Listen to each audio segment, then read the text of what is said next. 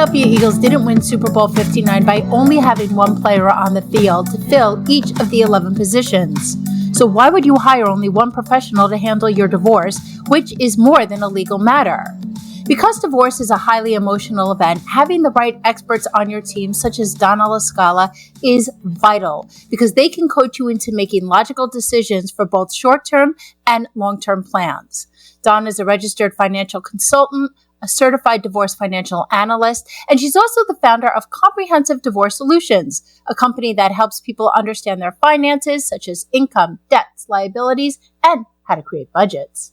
In addition to these impressive credentials, Donna is also the co-president of the Association of Divorce Financial Planners and a member of the Association of Collaborative Professionals.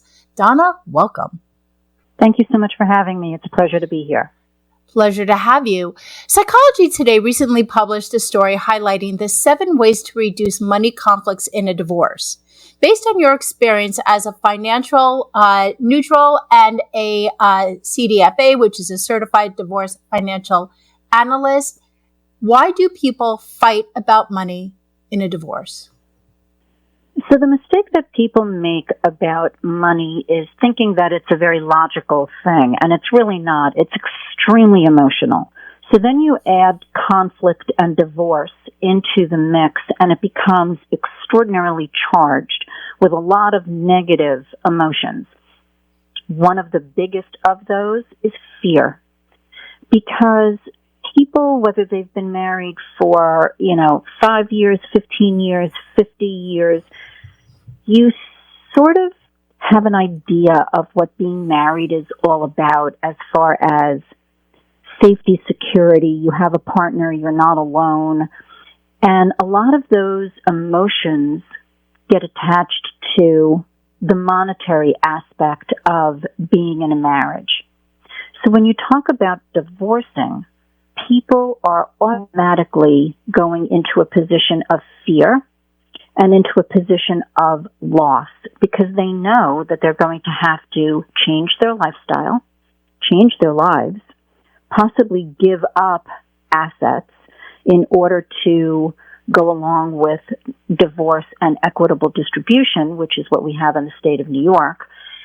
And that automatically puts them kind of on their heels as far as thinking about how am I going to do this and how am I going to survive after this? So they automatically become aggressive. They become defensive. They become these people that are working from a position of fear instead of a position of anything positive and accepting what is about to happen. Whether they're the person that actually asked for the divorce or not really does not come into play there because they're automatically in a fearful state. And that's why a lot of the fighting goes on, because they're afraid of having to give up, afraid of losing, afraid of the unknown. When couples are going through a divorce, is it common for there to be an imbalance of power when it comes to the knowledge of money? Absolutely. Absolutely. I very rarely find a couple where they are both equally aware, equally responsible, equally involved in the money of the marriage, the finances of the marriage. More often than not, I see one person say, well, I really didn't handle that. That wasn't my responsibility. My spouse knows everything about where the money is, the accounts, who we paid for what, where the mortgage is. And that puts that person at a disadvantage immediately. Financial literacy in general is at an all-time low in this country, and it creates a lot of anxiety for people when they're then expected to possibly deal with their finances for the first time in their adult lives or answer questions about those finances that someone like me as a CDFA is asking them to provide me with information. And there's also a lot of guilt about that because they feel like, I should have done a better job at understanding my finances. And yeah, that's probably true, but beating yourself up about it is really not going to make a difference. This is also one of the key areas where I start to sense if there is any kind of domestic abuse going on, because money and finances are a way of controlling your spouse, and it usually goes hand in hand with some other kinds of abuse. So it's definitely a red flag for me, and it's unfortunately more common than we think. As we said at the top of this segment, divorce is a highly emotional, life-altering event. And when that happens, it can be very hard to make good and practical and wise decisions because your judgment is so clouded. So how can working with a financial professional help a person focus on positive and realistic goals for themselves and their families? So you're absolutely right. It is crucial to work with a neutral or an advocate that can help you deal with the financial aspect of your divorce, because one of the things that I try to focus people on almost immediately is the reality of their situation. And as we've discussed in other segments in the past, we are a very immediate gratification, delayed response society, and we've tricked ourselves into believing that everything that's out there is something we actually need, when more often than not it's something we want, because your basic needs are very different than the things that we tend to spend money on to make ourselves feel better. So helping people look at the reality of their current situation. Let's look at your cash flow. How much money is coming in? How much money is going out? What exactly are you spending money on? What are the fixed expenses? What are the things that maybe you can tweak a little bit? Look at the debt that you're in. And I hate to use the word budget because it usually makes people's hair stand up on end, because nobody wants to be put on a budget.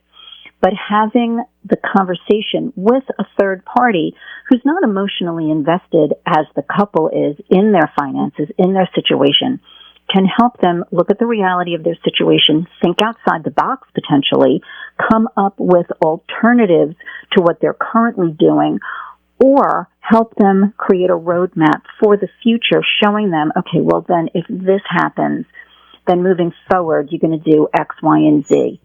Setting goals is a huge part of that, and looking very clearly at how attainable is that goal. You know, it's like when everybody hits January 1st and says, okay, I'm going to go on a diet and I'm going to go to the gym every day.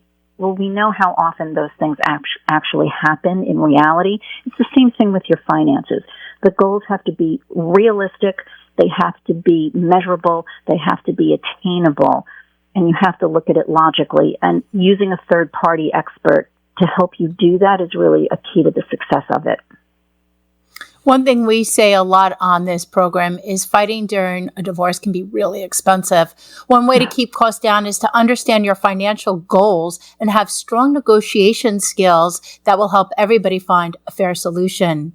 Before going into a meeting and sitting down to discuss a financial settlement and negotiate, why do you suggest clients create a chart that outlines spending, saving, and financial responsibilities?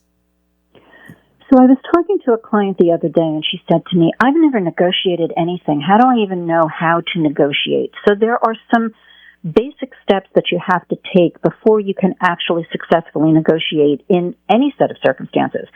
And as you mentioned, one of those is putting things in writing. Because when you see it down on a piece of paper, it becomes much more real to you. You know, when it's kind of bouncing around in your head, it's still theoretical. But when it's down on paper or in a spreadsheet or, you know, whatever medium you want to use, it becomes more real. So that's the first step. Understanding your goals is key. What do I want to accomplish a year from now, 3 years from now, 5 years from now? What's in front of me? What do I have to do? And then the key to negotiating for a lot of people is kind of establishing some boundaries. And by that I mean this. If you know what your best case scenario is, but you also know what your worst case scenario is, what you're willing to live with versus what you really want, whatever is in between those 2 points is where your negotiating comes into play. Because if you know where you're drawing a line in the sand and saying, okay, I am not going to go below this. I'm not going to accept less than this. But you also know what you'd really love to accomplish, what you'd really love to have to make yourself feel comfortable with the new situation, then whatever comes in between is where you can negotiate. Nobody should ever go into a situation with a dead drop, this is it attitude, because it's very difficult then to actually move off of that position, and you automatically feel like, well, I just gave up the farm. So you really need to know, and it's different for every person. What I'm willing to live with may not be what you're willing to live with. What I'm willing to accept as my bottom line may be very different from yours. So everyone really needs to think about those things. What's my best case scenario? What's my worst case scenario? What gray area lies in between? And that's how you negotiate. But you need to know, first and foremost, what the reality of your situation is and what your financial responsibilities are, so you can create those 2 guideposts, best and worst.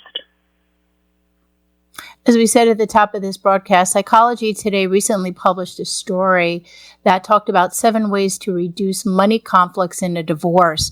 Based on your experience, what are some ways that people can reduce all that fighting so they can find a solution? So it's very hard for people to do this, but focusing on the future is way more productive than focusing on the past. And a lot of people are stuck in the blame game. And they keep rehashing what happened. Well, she did this, he did that, you did this, blah, blah, blah. And it really actually gets no one anywhere. So if you have a positive solution-based approach, that is much better for fostering cooperation in the process, and there will be a lot less arguing going on because you're not finger pointing. And I always love the saying, if you're pointing a finger at someone, there's 4 fingers pointing back at you. You really have to be aware of the part that you played in getting you where you are today. Because if everything was great, you wouldn't be getting divorced. And if there weren't problems along the way, you probably wouldn't be sitting down with a mediator or attorney or a CDFA talking about, well, now what do I do going forward? So having the right mindset is extremely important to eliminate a lot of that anxiety and fear and emotional upheaval, because you're focused on the positive future rather than the negative past. Great advice. Donna, for people who want to continue this conversation and learn more, how can they get in touch with you and your team? Well, you can give me a call at 516-234-7522 or email me at compdivorce@gmail.com. Donna LaScala, President of Comprehensive Divorce Solutions, thank you so much for joining us.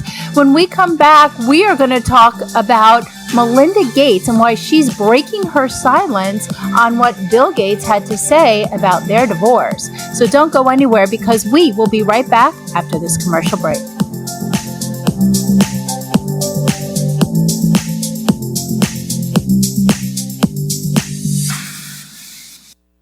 At Comprehensive Divorce Solutions, Donna LaScala provides the tools for people to deal with assets, debts, equitable distribution, and retirement in divorce negotiations. We hold your hand during and after the divorce process, providing a roadmap of what happens next and into the future. Divorce is difficult whether you're initiating it or not. It's fraught with emotion. When you deal with emotions, you are not dealing with logic, making it more difficult to decide what to do with your money. Hiring a professional to assist you in walking down the money path is crucial to avoiding potentially costly mistakes. Donna's goal is to make sure that each individual knows how they are going to be able to survive and thrive during and after divorce. As a CDFA-trained mediator and collaborative financial neutral, Donna helps people get unstuck and move forward towards their post-divorce future. Call Donna LaScala at 516-218-6919, 516-218-6919.